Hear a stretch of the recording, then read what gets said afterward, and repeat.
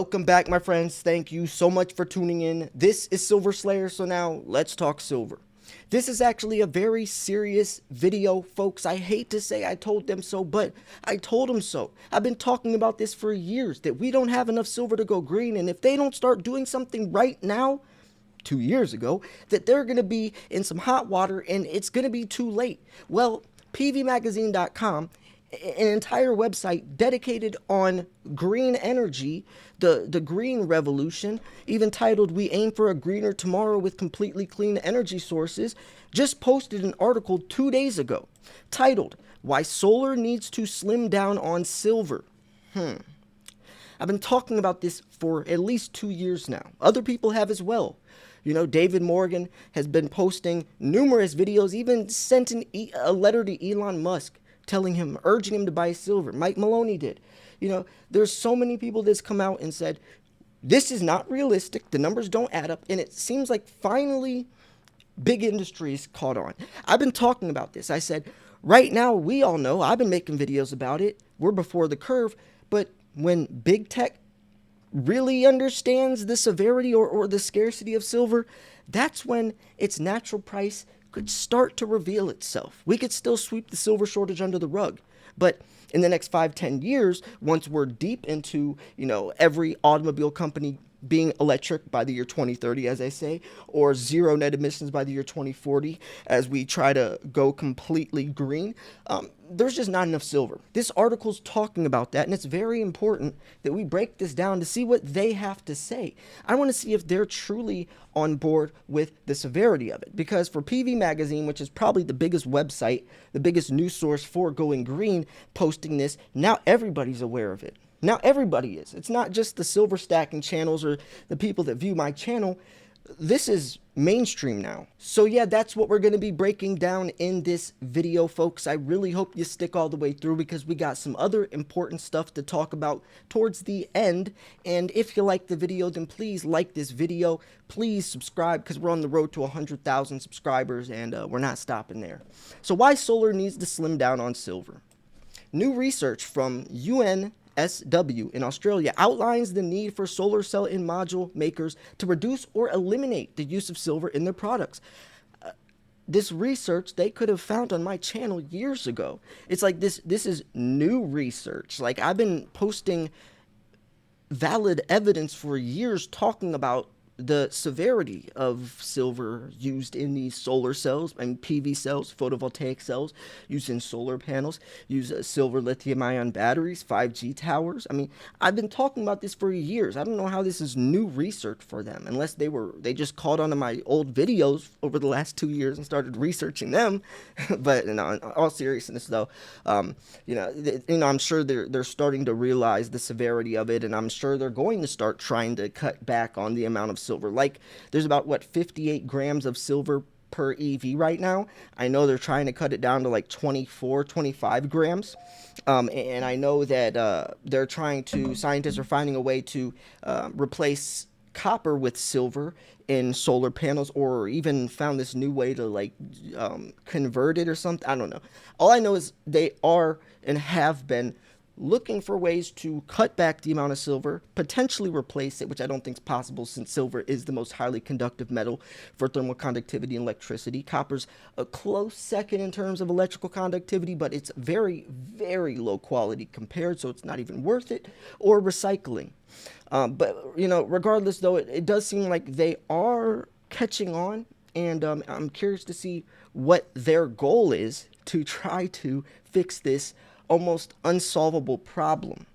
So, based on expected PV growth, which is photovoltaics, which I was just talking about, in line with climate change commitments, solar manufacturers would require at least 85% of global silver reserves, according to the new study. That is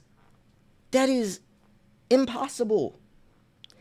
And I think that's why they're now saying, holy crap, we are in way too deep. And that's what I've been talking about for the last 2 years. If they don't catch on soon, it's going to be too late. And it is too late now. And that's why I've been extremely bullish on silver over the last year, because I caught on it early, and I just, the number, it's too late now. I mean, we're already into the green, especially when Joe Biden announced this new green era, and we started finding out that the entire it's not just some countries, the entire world is going green. Solar panels everywhere, 5G towers everywhere. Every automobile company by the year 2030 is going to be an electric vehicle. I mean, think of the ramp up. Solar panel production was up 15% this year alone. I mean, think 5 years down the lines. Don't think about the micro, think macro.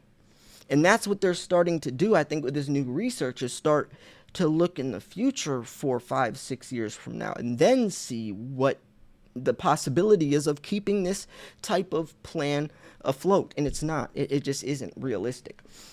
I mean, 85% of global silver reserves, and that's just from photovoltaics, PV cells.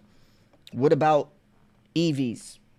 What about silver lithium ion batteries? What about cell phones, laptops? What about, colloidal silver in the dental world? I mean, or in the medical world? I mean, you have, silver nanoparticles, and there's, it's insane. It's insane to think how, how high the demand could get in the next 5 to 10 years, but there's already a shortage. And that's what I try to really push the narrative from is I don't think people understand how incredibly useful silver is in everything. It's in everything. And they're just thinking, oh, well, I can still go on Atmex and buy silver right now. So there's no shortage. We're not running out of silver. I can still go on Atmex and buy, a couple tubes of Eagles. What are you talking about, Silver Slayer? It's like that's not what it looks like, right? But anyways, yeah, solar cells use silver to conduct the electric charge out of the cell and into the system. Each cell produced today requires just a few milligrams of the precious metal, but this quickly adds up, and plenty of recent studies have illustrated how the rapidly growing solar industry could exhaust much of the world's known silver reserves by 2050 or even earlier, much earlier. I mean, they're just looking at solar PV, and they're not including silver as a byproduct. They're not including the half-life of solar panels, right? Solar panels don't last very long, just like windmills. And when that solar panel gets replaced, where do you think it goes? Into a landfill. That silver is not recycled. Silver is a byproduct. It's found by accident. But then also incorporate EVs, which is a much bigger demand than solar panels, right? So, thinking by the year 2050 is extremely narrow-minded and not really understanding the other categories that silver is used for. Even before the alarm began to be raised about the availability of silver, cell makers were keen to cut the consumption of it anyways. I mean, I've been talking about that as, I think one of the first things Tesla talked about was cutting it from 58 milligrams per EV down to 20 something. And that's one of the most costly materials used in solar manufacturing. New research from Australia's UNSW, however, shows that silver reduction efforts need to ramp up significantly to avoid a supply problem, particularly with the introduction of the new N-type technologies that require more silver than the PERC cells that still represent more than 80% of the market today. The UNSW's group's latest paper, The Silver Learning Curve for Photovoltaics and Projected Silver Demand for Net Zero Emissions by the year 2050, was recently published in Progress into Photovoltaics. It examines the impact of different PV technology pathways on silver demand. That's probably an amazing article to break down. I'm actually going to pop that up there in a new tab. I doubt you guys want to read that, though. And that's the sad thing, is like if I made a video talking about, an entire research document or paper, most of you guys wouldn't care about this, right? You guys would want me to highlight it and then maybe talk about it in a 2 to 3 minute segment. But I think it'd be so good to break this down. But I know a lot of you guys don't really care about the science behind it. You guys just want to know what the outcome is and what the results are, which I get. It just kind of sucks that I know that video wouldn't get many views. Maybe I could still do it anyways. It's not always about the views, but yeah.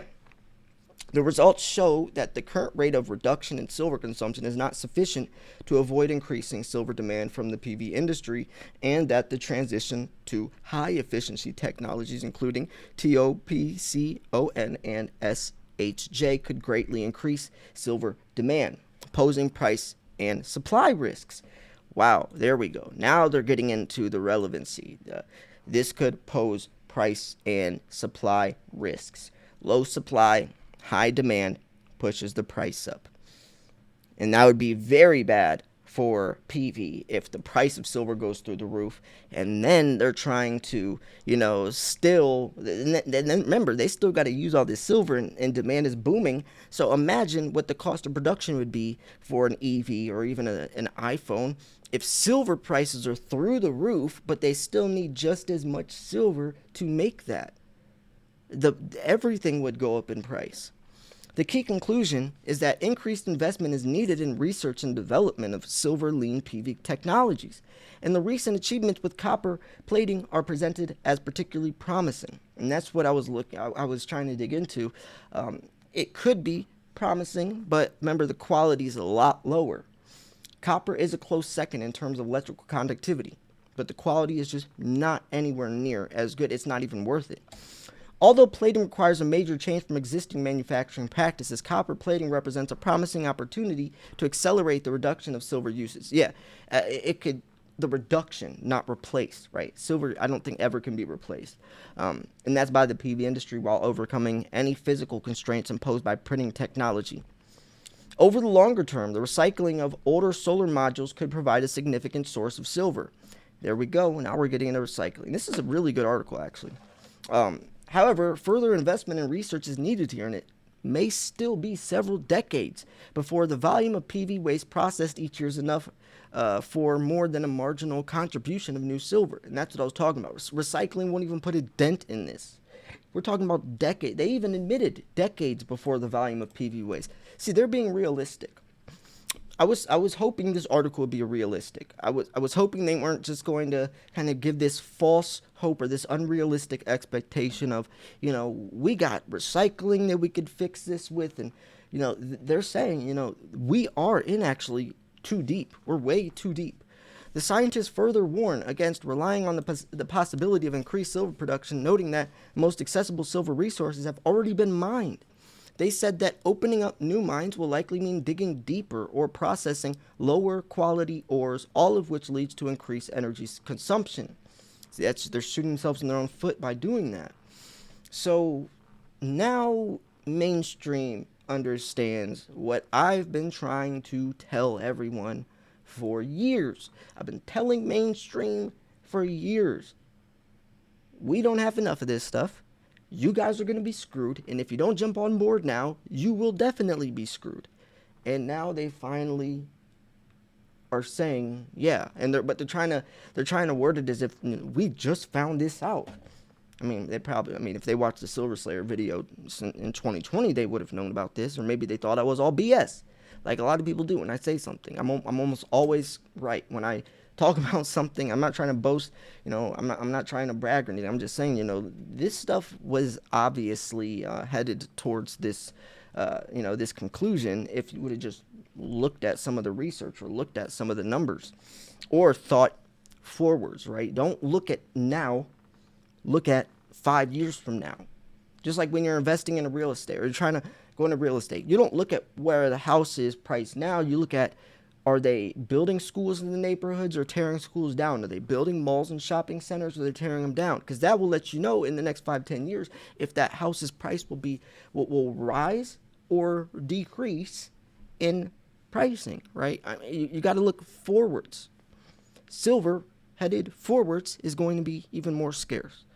But it's needed at a higher rate. So that's a no-brainer. So anyways, yeah. So I also wanted to talk about some stuff having to do with the channel.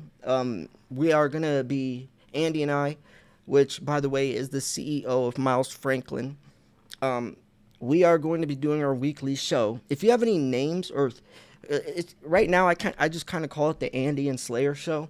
It's a weekly show where we talk about silver. I want a clever name for it. because we're going to take this thing serious this year, and I'm taking this channel a lot more serious. I'm posting daily videos. My goal is to never miss an upload.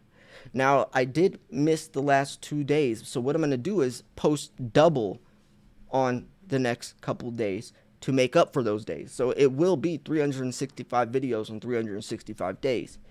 Even if I miss a day, I'll make it up posting twice the next day. But yeah, so my channel taking much more serious. I'm gonna start bringing some other things back to the table, probably showing more of my actual stack again, like I used to. I'm probably going to be doing more interviews. I know I'll bring David Morgan back on. I know Andy Scheckman said he can get me connected with Ted Butler. He's good friends with Keith Newmeyer. I mean, I have connections throughout. I mean, I have connections with the biggest people in the industry. I mean, name any of the top people, and Andy Scheckman could put me in direct contact with them. I mean, proof was David Morgan.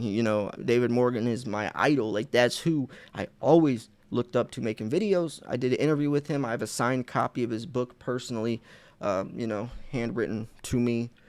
So the caliber of video quality and content is going to be up a lot higher. And I really hope you guys are here to enjoy and just be a part of this journey with me as we are on the road to 100,000 subscribers. I have dreams about that literally at night. That silver play button, that channel verification badge, so people know that silver stacking channels also have a staple and are growing and are making a statement out there, exposing not only what the truth really is, but also helping people put their money into something as the dollar is burning away. And I think that's very important to do. We're genuinely here just trying to help people. Stacking community is amazing. I love you guys. And I wouldn't be here without you. So yeah. Let me know if you have any clever names for the Andy and Slayer show. Make sure you subscribe. The link to this article will be in the description. And stay tuned. So yeah. Anyways, thanks for tuning in. This was Silver Slayer. I'll see you guys soon. Peace.